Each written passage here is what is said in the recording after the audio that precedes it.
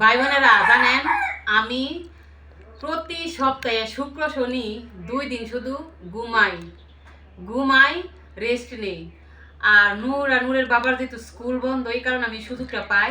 আজকে দেখেন আমি শুধু একটা ডিম সিদ্ধ খাইছি, নূরের বাবাও দুজনে দুটো ডিম খাইছে, নূর বাইরে তো মজা খাইছে টাকা দিছি করে। আর এখন শুধু পাস্তা রান্না করছি, মানে 11টা কত বাজে নূর? 12। 11টা 12 মিনিট বাজে। এখন আমি এই পাস্তা রান্না করছি, পাস্তা খাবো, পাস্তা খায় তারপর রান্না করবো। বুঝছেন ভাই বোনেরা, আমার মতো কে কে এই সুপগুলাই করেন সপ্তাহে 2 দিন? সবাই কমেন্ট বক্সে কিন্তু জানাবেন। কি করবো বলেন, শরীর তো একটা রেস্টের দরকার, তাই না? রেস্ট ছাড়া কোনো কিছু হয় না, সব কিছুর আরামায়েশ আছে। শুয়ে থাকলে একটু শরীরের শান্তি আসে। এখন খাইয়া শক্তি করে পরে রান্না করবো। বুঝছেন ভাই বোনেরা, সামিস নিয়ে আসবো। মজা হয়েছে, ঠিক আছে রেখে দে।